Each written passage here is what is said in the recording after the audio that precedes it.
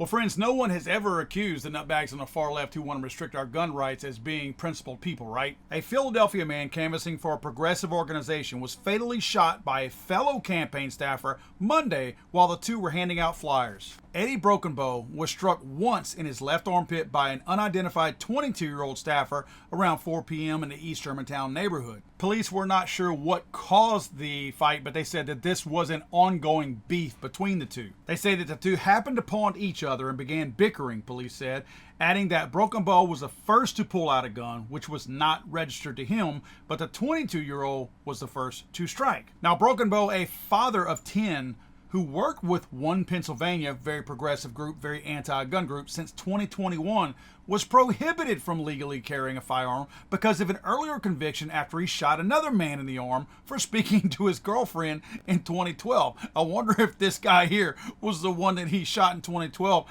for speaking to his girlfriend. Sounds like he's really tolerant. Now, the younger person who shot the guy was not a prohibited person, so he could carry a firearm. However, the One Pennsylvania organization, very anti-gun organization, very crazy far left leaning wacko nutbag organization with these stupid little communist views, they don't allow their little canvassers or little peddlers to walk through neighborhoods with loaded firearms because, again, they're anti-gun, right? Now, the media ran with this in a lie. The media at first said that one of these guys was shot. They did not talk about the fact that they both worked for the same organization, and they did not name necessarily the organization that they work for being anti-gun. And the organization themselves, 1PA, they lied about it. On their Twitter page, they made it sound like this was some kind of a crisis that had happened to one of their workers, and our poor worker, our hearts go out to our poor worker, never accepting the blame for the fact that one of their own workers was the one who actually pulled the trigger. Now, while the media and this organization, One Pennsylvania, salivate whenever people are shot with guns because obviously they make a lot of money off of them. It's a big fundraising and ad selling campaign for them whenever they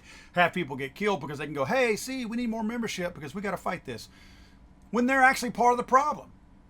This organization wants to lie about it and count the number and get the sympathy of one of their own being shot, but they won't take any responsibility for that person. In other words, they want the credit whenever there's a tragedy so people can feel sorry for them in order to pay them, but they don't want to name that the other guy actually worked for them and that they were part of the problem. These nutbag wacko far left lunatics are the very people, and their voting constituents and their friends out there are the very people driving up the very numbers that they use to attack us. Makes me wonder, and I'm not trying to be funny whenever I say this, I'm being dead serious.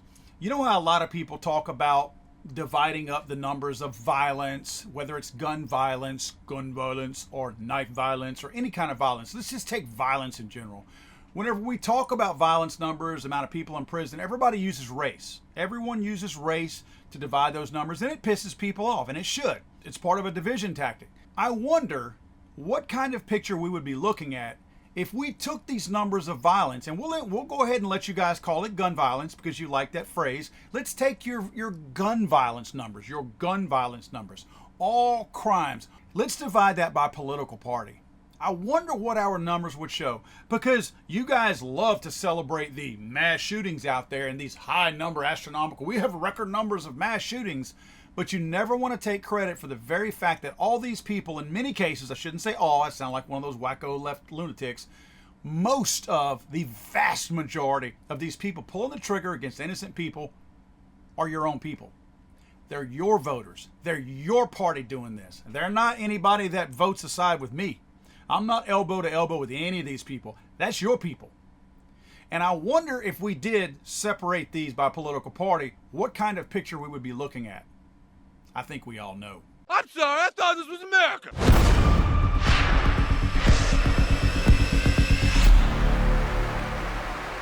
He's so horrible.